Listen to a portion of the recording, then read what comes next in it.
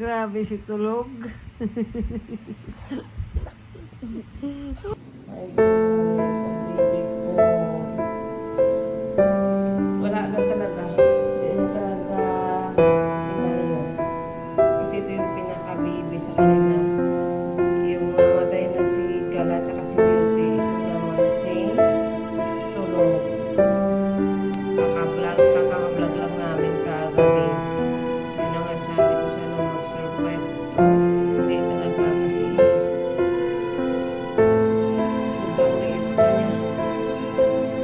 Ayun, baby ko. Bye-bye, baby. Baby Tulog. Mami loves you.